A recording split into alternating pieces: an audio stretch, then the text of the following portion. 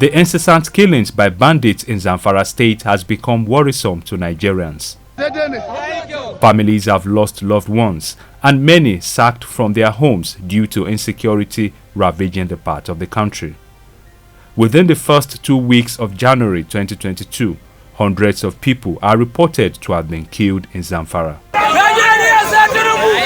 Concerned by this massacre, the national leader of the APC, Bola Tinubu, decided to visit Zamfara to commiserate with Governor Bola and the people of the state over the killings. He was received in the government house by the governor as he condemned the killings by bandits. We enjoy you in prayer always, whether we come here or not. The prayer for the entire country to be stable, for the entire country to stop this bloodletting. We've shed enough blood of Nigeria, and will continue. However, if they refuse to stop the carnage, we will not relent. We must work hard to eliminate them.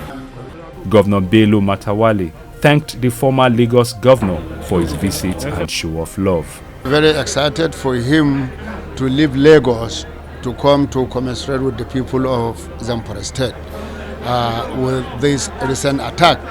That shows that he's a leader, and we appreciate this his concern for what he have done to us. We'll never forget what he have done to the people. It should just continue to be united against evil. Shedding other people's blood, innocent citizens' blood. Bloodletting is a crime against humanity and contrary to the wish of Allah. The national leader of the APC says his prayers are with the people in the cause of putting an end to the mindless killings by bandits. Ola Awakon, TVC News, Zamfara. The All Progressives Congress has begun moves to reconcile its aggrieved members across the 5 states of the Southeast geopolitical zone. The move is to strengthen the party in the Southeast. The squabble emanated from the process of Congress's primaries and the main elections. The chairman of the National Reconciliation Committee, Abdullahi Adamu, says his team has the permission to speak to authorities and speak truth to the leaders of the party on the need to reconcile and ensure that APC remains one in the region. We had very, very useful discussions. We have reason to be very optimistic of what we have seen of Abia State. And the person who would want to be seen as a complainant has not appeared. Whichever role you give, whether a complainant or the person being complained against, has not turned up.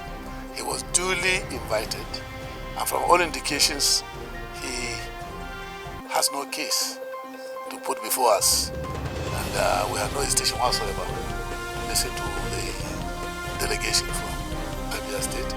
Key members of the party from the state says all they want is justice and fairness and will resist any form of imposition that is against the will of majority members of the party.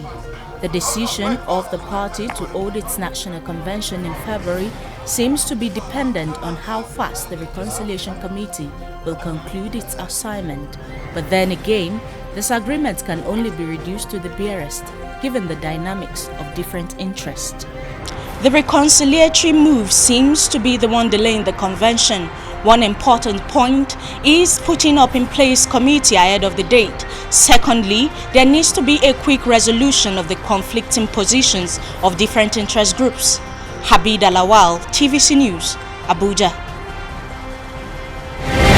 Ceremonies to mark the Armed Forces Remembrance Day in Nigeria usually starts with a news conference by the Minister of Defense. This paves way for a series of events including Christian and Islamic services held for the repose of the souls of fallen heroes. The essence of the ceremonies is to acknowledge the contributions of the armed forces in keeping the unity. The peak of the event is on January the 15th, when the president leads other dignitaries in laying wreath at the National Cenotaph, just as similar events hold nationwide. For you to be married to a military man, you the woman, you're also a military person. Maria Emmanuel lost her husband in the line of duty in 2013. He was very healthy, and the next thing you got a message that he just died. From that moment, your life changed automatically. You were not the breadwinner, he was the breadwinner. It's a similar concern for Morenike Henry, a military veteran. She says though the burden rests with the federal government, while other levels of authorities and private agencies can share in it. The president has been very, very nice in this regime. Every month our pension is being paid. Okay. Yeah, every month. There are no issues? No. Every month the pension has been paid, despite apart from the arrears and some other things that are, the situation of the country, not only the country, all over the world, things are being expensive. Things are not the way it used to be again. No matter amount of pension, it cannot be sufficient. We need a little things to back it up and to top it up. Where do we get that from? By individual to employers. Recently, military veterans staged protests to demand the payment of their entitlement, especially their debarment allowance. While the government grapples with the issues, there's a growing need for more investment in recognizing the contribution of fallen heroes and living legends in guaranteeing the unity and continued existence of the country.